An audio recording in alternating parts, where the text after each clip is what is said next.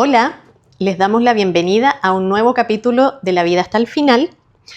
Hoy día vamos a tratar un tema que yo creo que tiene harta relevancia a nivel nacional, bueno, y latinoamericano probablemente también, y quizás mundial, ahí vamos a ver qué pasa. Pero primero que todo, ¿cómo estás, Mirta, el día de hoy? Bien, estoy bien. Qué bueno. Vamos a hablar entonces de los cuidadores. Sí.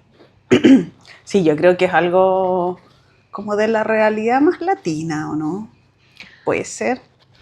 Puede ser que a nivel europeo quizás haya más apoyo del Estado, no sé. Pero bueno, concentrémonos en la realidad que conocemos. Es que convengamos que igual en Chile, pensemos que es la realidad que conocemos más, también las familias son más aglutinadas. Generalmente una persona enferma o con una condición de salud es cuidada por un miembro de la familia. Porque también tener un cuidador externo es plata, po. Por supuesto, y yo creo que es una realidad que puede financiar una minoría y ahí hay un porcentaje importante de mujeres como cuidadoras, madres, hijas, que asumen ese rol de cuidado sin, y esto es igual heavy, sin un conocimiento técnico muchas veces de lo que eso implica, sin una preparación. O sea, y no solo sin un conocimiento, sino que muchas veces también, como a propósito de lo que decíamos de los temas económicos, sin que sea como algo que hayan elegido. Sí, po, porque no queda otra, po. O sea, yo creo que no debe ser infrecuente que una hija o una esposa o quien sea, o por ejemplo, claro, una esposa deje de trabajar para cuidar al familiar. O por ejemplo en los niños con discapacidad, pues. Los niños con discapacidad, las mamás... Sí, o sea, sí, efectivamente yo creo que hay una mayoría de mujeres sin desconocer que obviamente también esto debe ocurrir en ciertos casos en relación a los hombres. A los hombres. Sí, sí. Sí. Pero efectivamente no solamente ocurre que muchas veces tienen que dejar su trabajo, sino que en el cuidado no hay un pago, no hay horas de descanso, no hay, no sé, pues ni previsión, ¿cachai? O sea, es 24/7. Sí, y efectivamente, claro, yo creo que muchas veces ahí también ocurre algo que muchas veces, claro, parte sin tener un conocimiento técnico y terminas al final como un especialista, porque te conviertes en un especialista en el cuerpo del otro, en los cuidados del otro.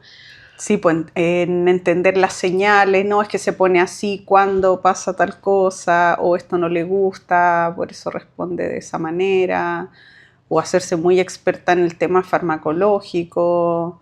Y yo creo que eso es lo más delicado para un cuidador, de cómo la vida se vuelca en el otro y cómo hay una pauta y una rutina en función de los tiempos del otro, las horas de comida, los horarios de los fármacos, y como que tu vida está relegada a un otro. Y además, yo creo que pasas a estar en un constante estado de alerta. ¿Cachai? Sobre todo cuando ya estás hablando quizás en fases más avanzadas. No sé si tienes realmente un momento de descanso ni siquiera en la noche, porque estás atento a cualquier emergencia que pueda ocurrir, o que la persona tenga dolor, o que necesite algo, si tiene problemas de movilidad y que necesites, ¿cachai? O sea, y sumado a eso, que era que habíamos hablado, ¿cierto?, en estos capítulos anteriores, de cómo esta cierta pérdida de identidad que se genera, pero ya como avanzando un poco a cuando la persona que uno ha estado cuidando muere, como perder esta identidad como cuidador, pero que efectivamente, como conversamos antes del capítulo, que en realidad esta pérdida de identidad se genera mucho antes, se genera desde el momento en que asumes como cuidador, porque toda tu energía pasa a estar destinada a eso. Ahora, esa pérdida de identidad puede tener un hito específico en relación a una enfermedad, como el debut de una enfermedad. No sé, estoy pensando, estoy en pareja con alguien que le diagnostican cáncer y eso finalmente me demanda dejar mi trabajo para poder cuidarlo ya. Y hay como un momento donde quizás yo dejo mis actividades, dejo mi trabajo, dejo mis hobbies para eso. Pero también hay personas que son cuidadoras y que han sido cuidadoras histórica, quizás por una enfermedad, no necesariamente que esté relacionado al deterioro físico y que tenga un desenlace en el fin de vida. Yo, por ejemplo, trabajé varios años en rehabilitación de pacientes psicóticos y en un contexto de mucha vulnerabilidad. Oiga, y me acuerdo, es que no sé por qué recordé una historia que nunca la pude olvidar, que era como, no sé si tragicómico, pero un paciente psicótico compensado, entre comillas compensado, o sea que estaba bien, pero en realidad nunca estaba tan bien, pero por lo menos no andaba bloqueando por la vida, ¿cachai? No estaba en la calle, sino que estaba en su casa y todo, pero igual tenía mucha como productividad psicótica, entonces sobre todo en las noches, no dormía en las noches porque era cuando más las voces le hablaban. Ya, eso significaba que su mamá no podía dormir en toda la noche porque él hablaba toda la noche. Yo trabajé 5 años ahí, por lo menos de esos 5 años, durante 3 años ella me decía, no, yo cuando los iba a ver porque era un contexto tan vulnerable que el tratamiento de él era inyectable porque tomarse las pastillas era como algo demasiado desafiante como para el nivel de organización que tenía la familia, ¿cachai? Entonces ella me decía, no, es que mi prolapso, no, es que mi prolapso, no, es que mi prolapso. Y un día la voy a ver y, oiga, ¿cómo está? Me dijo, pucha, me dijo, no sabe nada, que me salió la hora para la operación. Y fui al San José, pero como mi hijo había hablado toda la noche, se quedó dormida en la sala de espera y cuando la llamaron no fue a la operación, Gaya. A la operación. Claro, o sea, fue al hospital Sí. Y la llamaron y ella se había quedado dormida porque no podía dormir durante toda la noche, pero te estoy contando esta historia porque es una enfermedad que no tiene un desenlace en fin de vida. Sí. ¿Cachai? O sea, la vida de esta mujer desde hacía muchos años era no poder dormir y estar medio cuidando a este hijo psicótico. Claro, que puede ser también en el caso de un hijo quizás con problemas neurológicos, sí, ¿cachai? O sea, cualquier otra como dependencia. O las enfermedades que, claro, neurológicas como degenerativas, que tienen una data mucho más grande, entonces que no tienen un hito tan claro de, ya, esto fue hace, no sé, 2 años o vivió 5 años en esa condición, sino que a veces es una vida entera. ¿Cachai? Y eso es súper heavy porque claro, es como, ¿cuál es tu identidad? Si tu identidad o la mayor parte del tiempo tu vida ha sido cuidar a un otro, es como eso pasa a ser como... Sí, y además que como que este tipo de situaciones, y yo creo que harto también como en nuestra realidad chilena, como que se normalizan mucho y son súper poco reconocidas. Es que se asume que alguien lo tiene que hacer. ¿Y sabéis lo que a mí me ha pasado en la consulta? Con las personas, te estoy hablando como con la generación de la gente que hoy día tiene como 60, como 65, que son igual, en su mayoría vienen, bueno, son familias como más a la antigua, donde los hermanos hombres es como, no, obvio que la hermana es la que se tiene que hacer cargo. Y que tienen una dinámica muy de proveer, pero no logística, no de ir a ver al papá o a la mamá, o no como entendiendo que hay necesidades que no tienen que ver con el recurso, y poniendo eso en la hermana o en la hija mujer, y eso es súper, súper, súper común. Y yo creo que hay una generación y la gente que en realidad no lo ha vivido, que no comprende lo que significa estar ahí como cuidador. Me hiciste acordar que tiene y no tiene relación, pero igual me acordé como lo que muestra esta película, que no sé si la viste, como Agua para Chocolate, que finalmente se consideraba como que las hijas chicas tenían que quedarse a cuidar a los papás. Ah, sí, pues, obvio que vi esa película, ¿Cachai? una de mis favoritas. Sí, hermosa esa película. Y ahí era como un decreto, po. O sea, la hija más chica no se podía casar, esa era parte de la trama central no se podía casar porque venía a cuidar a la mamá. Y Exactamente. pensar que tiene que haber habido una época en que las cosas eran así. Sí, claro que sí. Y siempre relacionado con el género femenino. Tú o sea, eras la más chica.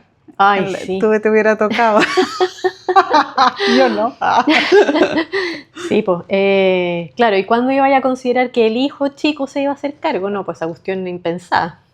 No, pues las mujeres. Bueno, sin ir más lejos, mi papá, él le gustaba tener hijas mujeres para que lo cuidaran, pues como si mi hermano no pudiera hacer algo. Bueno, pero eso es algo súper como generacional. O sea, bueno, mi papá nunca dijo algo así en verdad, pero... Porque tuvo 3 mujeres. Bueno, pues, sí, nosotros.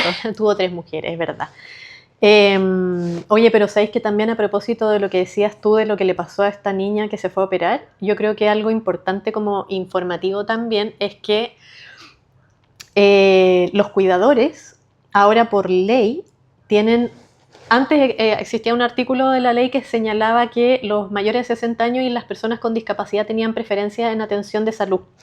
Eso se modificó e incorporó a los cuidadores y cuidadoras. ¡Ah, qué buena! Entonces, claro, hay que tienes esta preferencia en materia de salud, que obviamente es súper relevante porque, o sea, yo creo que muchos cuidadores en el fondo postergan su propia salud porque no puedes ir, porque cómo vas a dejar a la persona sola, ¿cachai? Pensando en los servicios públicos de salud que tenés que esperar horas porque te atiendan.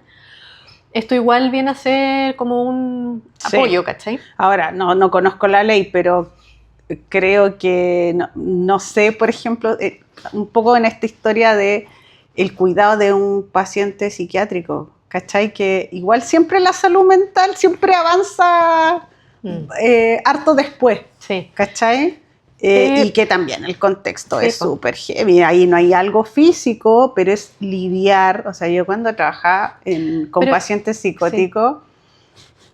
O sea, 80 veces respondí la misma pregunta. Entonces yo me imagino, me acuerdo de una paciente que me decía que ella no tenía esquizofrenia, que ella había tiritado y que por eso la habían llevado al hospital. Pero Gaya me lo habrá dicho 1000 veces. Entonces imagínate que a mí, que yo la veía 2 veces a la semana, toda la semana la veía 2 veces a la semana porque hacía talleres y todo. Ya, pero imagínate ese discurso en la casa, todos los días. No, es que yo tirité, no, es que ya después se te acaba el recurso empático. Po. Sí, po. Entonces... O sea, claramente empieza a afectar la salud mental del cuidador. Absolutamente. Sí, y yo creo que eso todavía es bastante invisible, pero claro, la enfermedad física por la dependencia que genera, porque estas a veces son personas que en su mayoría, toda esta gente que yo atendía andaba en micro, iba al médico sola y tienen una autonomía por la enfermedad física degenerativa, tiene esta cosa como de la dependencia, de tener que mudar a un otro o tener que estar asistiéndolo frecuentemente, no sé, para ir al baño, y lo desgastante que puede ser incluso como en la relación, en el agotamiento de quien está ahí. Y en ese agotamiento yo creo que igual hay una culpa muy silenciosa de pronto, ¿cachai? Como de que no sé si es tan permitido o es tan validado estar chato, no sé. Sí, pues. ¿Me cachai? O sea, claramente yo creo que es algo súper cuestionado. Sí, pues. Pero efectivamente, bueno, es lo que hemos repetido yo creo que en todos los capítulos, que es en el fondo, antes de elaborar un pensamiento, ponerse en la situación del otro. Sí, es que yo creo que es un contexto inimaginable. No, sí, claro, pero en el fondo igual puedes tener un poco más de empatía, ¿cachai? Si es que una persona te dice, ¿sabes qué? Hoy día no quiero cuidar este ser, quiero mandarme a cambiar, no doy más.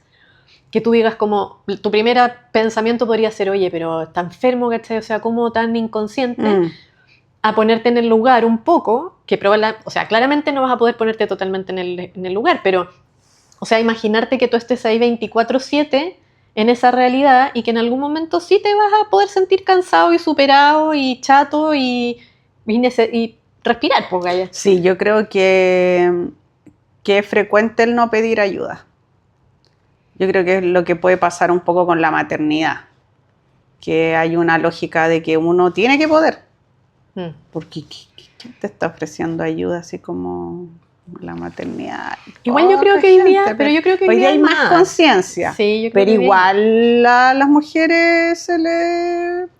O sea, es distinto que con los hombres, yo creo que al hombre lo ayudan más, pero bueno, no sé. Pero se supone que uno tiene que poder, por ser la mamá tiene que poder.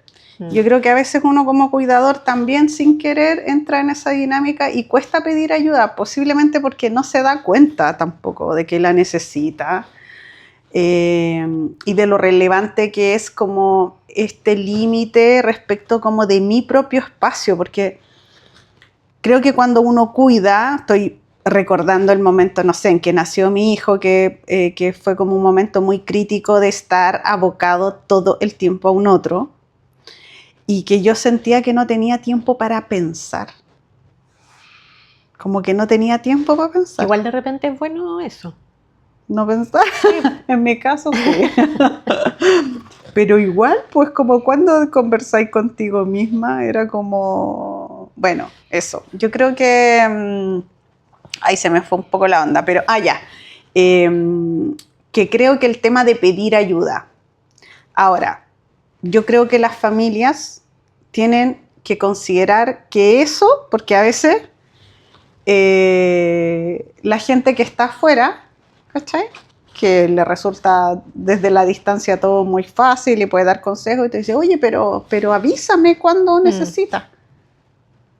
Yo creo que tenemos que asumir que esa persona no va a pedir ayuda. Que podría hacerlo, que sería bueno, me encantaría que alguien que a lo mejor que esté en esta condición se sienta con el derecho a pedir ayuda, lo haga y no sienta culpa, que lo sienta necesario y se brinde como esa posibilidad, como de ser ayudado.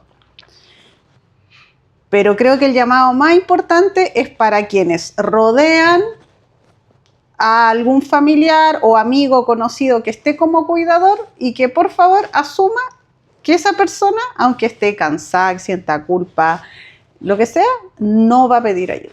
Entonces uno tiene que ir a ofrecerla. Y con algo puntual. Ojalá. Y con algo concreto, porque claro, ay, necesitáis algo, no, eso no sirve. Entonces dar opciones, oye, tengo esta alternativa, mira, te puedo venir a acompañar, que igual podría pasar. No, ¿cachai? Y en el fondo darte el espacio de conversar también es súper terapéutico. Sí, porque a veces la gente va a ver al que está enfermo, pero no al cuidador, pues. A mí me pasa cuando mi hijo era guagua, que me acuerdo una vez que el papá me dijo, no, ya yo lo veo, tú sal. Y yo no quería salir, pues. Yo no sentía ganas de salir porque cuando son guagua tú quieres estar con ellos. Pero sí necesitaba compañía, sí necesitaba como tener un intercambio de ideas con alguien que hablara primero. ¿Me cachai? Entonces yo creo que uno tiene que ofrecer cosas concretas. Una puede ser hablar. Estoy pensando si alguien no tiene ayuda doméstica, no sé, te doblo la ropa, ¿cachai? O llevarle comida. O llevarle oye, hoy día yo llevo el almuerzo para que no cocine. Y tercero, que en realidad yo creo que es lo más necesario, es ofrecer un tiempo para que esa persona pueda salir de ahí. Y yo creo que en ese tiempo lo ideal es que no sea un tiempo aislado. Por ejemplo, porque ¿qué es lo que ocurre con los cuidadores? Hay una pérdida de identidad porque la vida empieza a ser en función del otro. Entonces es distinto que yo vaya un lunes a las 2 de la tarde y no me aparezca en 2 años después a ir a visitarte si estáis cuidando a alguien, a que yo te diga, mira, ¿sabéis qué?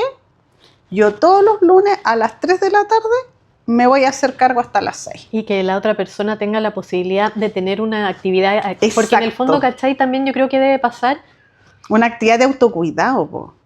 claro, lo que sea, en el fondo tener algo aparte, ¿cachai? Mm. Porque, claro, efectivamente también si llegáis un día y le decís, oye, sale a darte una vuelta, capaz que a esa persona ni siquiera se le ocurra qué hacer, ¿cachai? Así como que al final le complique más el hecho de salir Sí, po, sí. a quedarse, ¿cachai? Además que yo creo que también algo que pasa por el control, porque pucha, al final el cuidador está medio compenetrado con el cuidado. Entonces, esta sensación de que no saben lo que necesitan, no saben cuándo tiene sed, no saben cuándo necesitan, ¿me entiendes? Como esta como codependencia que se genera, también tú puedes tratarla en tanto te das cuenta. Lo mismo que pasa cuando uno tiene guaguas chicas, es decir, como ya lo dejáis un día y ya, ya no pasó nada, o sí pasó y la persona lo pudo resolver, tú vas ganando como seguridad de decir, ya en realidad puedo salir en este margen de hora y sé que lo van a cuidar bien, ¿me entiendes? Entonces yo creo que ahí los hermanos, los hijos, quienes sean de la familia, o amigos también. O amigos pueden asegurarle un tiempo a la hasta semana. Vecinos, Gaya, no sé, la comunidad. La comunidad, yo creo que igual pueden haber voluntariados igual que hagan eso, seguro que los hay. O sea, sí, bueno, de hecho, a propósito de eso, que esto es obviamente algo en desarrollo, no sabemos cuánto tiempo va a durar, pero también es un inicio, es que ahora hace poco también salió la ley Chile Cuida. Lo cual yo creo que es bien relevante porque genera esto del cuidado primero como un derecho social, que ya es como visibilizarlo, ¿cachai? Pero además lo que se pretende a través de esta ley es que se vaya realizando una coordinación a nivel estatal, que ahí está el gran desafío, creo yo, ¿cachai? Pero entre lo que son los servicios de salud, los programas comunitarios y también la parte social. Y de esta manera, ¿cachai? Poder darle a los cuidadores varias cosas. Primero, guía, es decir, como información. Darles capacitaciones. También se pueden generar espacios como de cuidado, ¿cachai? Espacios de respiro también para los cuidadores. Sí, pues, es que ese es el concepto que se ocupa como en los cuidadores. Es como que necesitan respiros. Claro. Y los respiros es sacarlos de ese lugar para que respiren, o sea, que estén en algo que no tenga nada que ver con el cuidado. Entonces la idea de esta, bueno, y también apoyo psicológico, que también me parece súper importante. Sí. Entonces, bueno, entre otras cosas, pero la idea es como ir desarrollando esto a nivel nacional. Y creo que eso ya igual marca una pauta importante para que se empiece a visibilizar y en el fondo darle un apoyo mayor a todas estas personas que muchas veces también se sienten súper solas. Sí, po. Y las familias de repente llegan con un afán de ayudar y claro, y dan consejos sin entender tanto la realidad. Yo creo que lo mejor que pueden hacer quienes están bordeando al cuidador y al que es cuidado es ofrecer como una gestión del cuidado, como te digo, como ofrecer cosas concretas.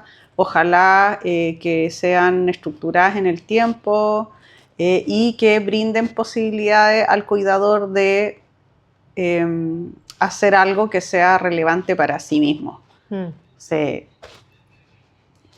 Hasta puede ser ir a acostarse o ir a dormir, Gaya.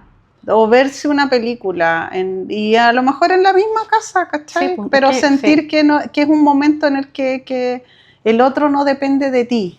Que puede salir un poco de este estado de alerta que hablábamos antes, ¿cachai? En el que uno entra. De estar siempre pendiente.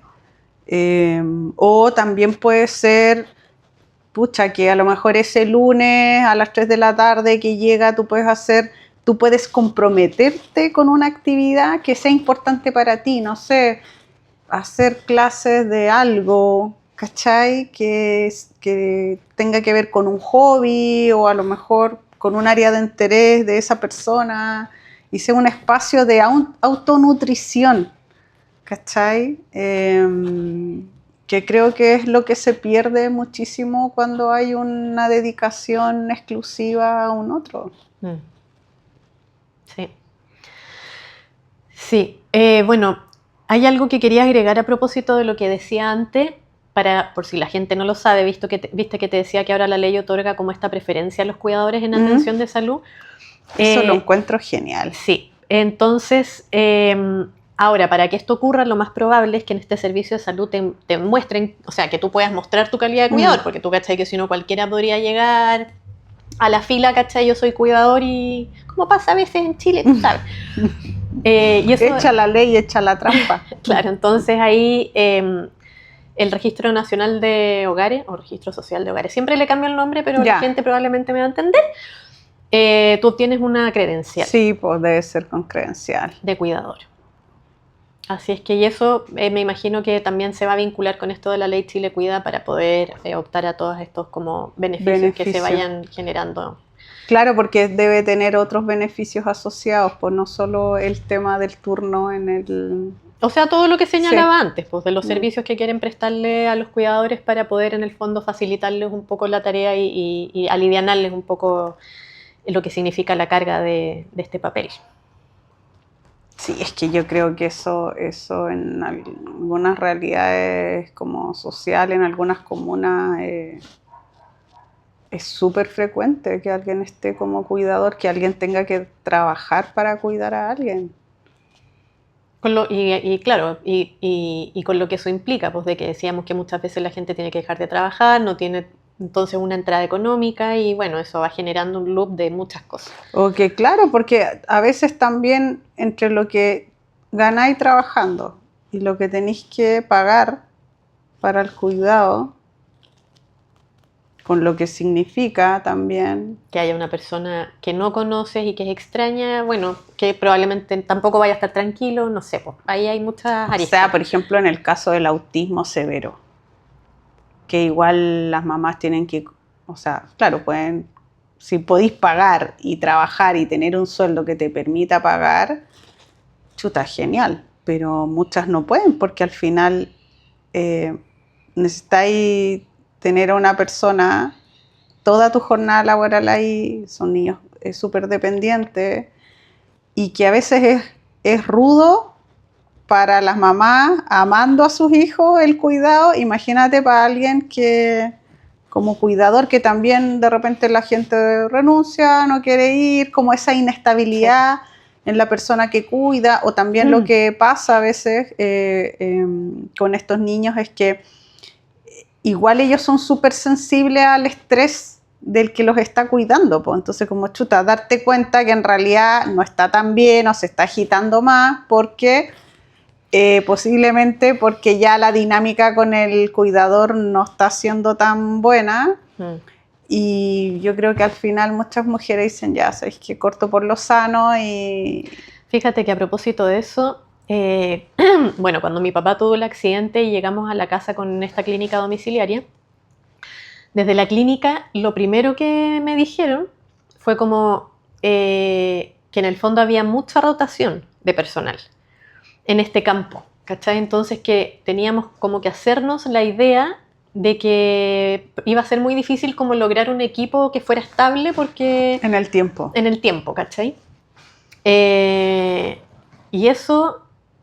Y nos pasó, de hecho, muchas veces que, claro, como era una clínica, igual ellos buscaban un reemplazo, pero muchas veces las personas no llegaban, sin avisar incluso, o sea, simplemente no llegaban. Sí, pues imagina, tenéis que salir a trabajar y no llega. Claro, ¿cachai? Entonces, eso es un estrés, pues. Ahora, nosotros personalmente, que yo lo agradezco siempre, logramos armar un equipo que lleva años con nosotros y han sido súper camiseteados por mi papá, ¿cachai? Pero siempre nos recalcaron que eran... que en verdad habíamos tenido mucha suerte, ¿cachai? Que eso era algo excepcional. Y eso que hablas tú como del estrés de que llegue alguien nuevo, yo creo que igual es algo general, porque finalmente uno al estar en un estado de cuidado, estás muy vulnerable, ¿cachai? Entonces, mi papá también se estresaba cuando llegaba alguien que él no conocía. Porque tú es alguien que no conoces, pues no, en ese momento no es una persona que te tenga cariño, tú no sabes si va a ser suave o no, ¿cachai? O sea, es súper sensible eso. Es que en ese momento es frágil, es que igual está en un momento de fragilidad donde uno... Que no te puedes defender. Claro. Sí, buen punto eso igual. Entonces, sí, pues no es Que menor. tampoco es tan fácil como que cualquiera venga y lo cuide y que tú tengas la confianza de que esa persona, porque al final entran en tu familia, pues Sí, pues. vaya, O están sea, ahí. yo la verdad, yo los primeros meses del accidente de mi papá me fui a vivir con ellos, ¿cachai? Y yo en realidad hasta que no tuve la confianza con los cuidadores, con los TENS, yo no me fui. ¿Cachai? Porque en el fondo, por Mm, lo que te digo, mi papá estaba en un estado súper vulnerable, o sea, él no podía defenderse, no podía decir, no se me hicieron algo, ¿cachai? mm. Entonces, hasta que en realidad, y de hecho nunca los dejábamos solos en la casa. Después de que llegamos a armar un equipo en donde en verdad, pucha, para mí ellos son como parte de la familia, porque todos llevan ya mucho tiempo con nosotros. Eh, claro, ahora ellos se quedan en la casa solos, ¿cachai? O sea, y no es una preocupación. Pero Mm. eso es algo que tomó harto tiempo, ¿cachai? O sea, yo me sentaba con ellos y los interrogaba, así los miraba a los ojos a ver alguna cosa, ¿cachai? Que No sé por qué te creo capaz. no, si es así, no, si no lo estoy No, inventando, sí soy. ¿cachai? Entonces,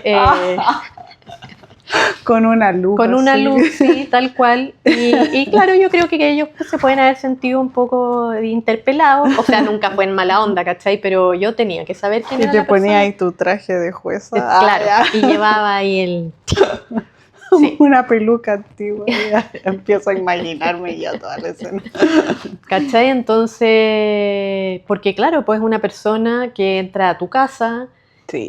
a tu espacio, que es algo súper íntimo, y más encima con una persona que tú amas y que no se puede defender, o sea, no. O sea, para mí no había otra opción que estar súper segura de quién estaba haciendo eso, No, ¿cachai? es heavy. Yo me acuerdo una vez que, bueno, mi hijo igual es bien intenso y yo en un minuto empecé, dije, Parece que como la chica que lo cuidaba ya, como que no, lo quería harto, tenían una historia de años de estar juntos, pero ella ya estaba así como que se quemó, ¿cachai? Como que ya está cansada po, de él.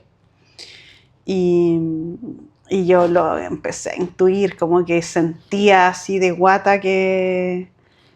Y empecé a llegar como de sorpresa en horarios así, y claro, pues, como que llegaba y Fidel así descompensado, pero por puras tonteras que en realidad ya no lo estaba pudiendo contener, entonces era como una bola de nieve, ¿cachai? De estrés para ambos. Y yo dije, ya, venían las vacaciones, así que dije, ya, veamos qué pasa. Y cuando volví de vacaciones, ella me pidió la renuncia. Y bueno, y era un poco consecuencia de eso, pues estaba cansada y todo. Y ella siempre me decía que tiene paciencia, pero yo creo que porque ella sentía que no la tenía, obvio, si la destacaba. Sí, pues. Entonces, heavy, porque eso pasa también, uno siempre tiene la inquietud de si el otro está bien cuidado o no, pues, es más Claro, en pero un... imagínate en este contexto que estás hablando tú, que es una persona que puede renunciar e irse, Claro, y cuando estás en ese contexto y en realidad no tienes esa posibilidad, ¿cachai? O sea, que no te queda otra, que pues. no te queda otra. Y en el fondo ahí el tema de la salud mental no es un tema menor, por lo tanto esto de que se empiece a generar una red de apoyo psicológica en estos casos me parece hermoso porque es súper necesario. Sí, y ahí hay que invitar a la compasión de las familias, O también, sea, de la comunidad, de la gente, sí. de todos, Gaya, porque al final uno no vive solo con la familia, pues, o sea, vives con los vecinos, con... No, y a veces los vecinos son más pro de Sí, pues, repente, porque están al lado, te sí, están pues, viendo, te sienten. Sí, hermoso.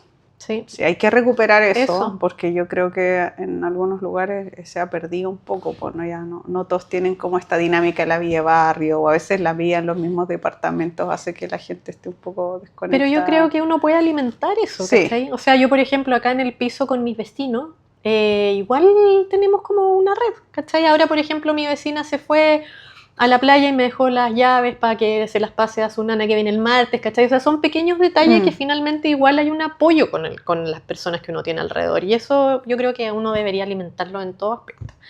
sí, sí, favorecer la comunidad. Sí. Así es que, bueno, creo que ¿Hemos desarrollado el tema? ¿Hay algo más que te parezca? No. ¿No? Bueno, yo creo que sí. Una cosa que me gustaría decir como para cerrar el capítulo es dedicarle igual este capítulo a todas las cuidadores y cuidadoras que nos escuchen, Sí. que se sientan un poco más acompañadas, que no son las únicas, porque hay mucha gente en esa situación. Que se atrevan a pedir ayuda, sí. que no se sientan culpables de las emociones que surjan. Eso, y que su entorno también sea compasivo y brinde una ayuda como efectiva. Sí. Y si no puedes hacer una ayuda tan efectiva como dedicar tiempo, por último una palabra de aliento, Gaya, nunca está de más. O sea, no sé, un vecino, por ejemplo, ya que estamos hablando de la comunidad. Ahora uno puede mandar hasta un audio Claro, de WhatsApp. ¿cachai? Eso, o sea, un granito de arena siempre es bienvenido, lo que uno pueda, pero sí. A veces lo más pequeño puede hacer una gran diferencia. Exactamente, sí. Sí. Así es que bueno, eso, pues. Muchas gracias por habernos acompañado en este nuevo capítulo y nos vemos en la próxima.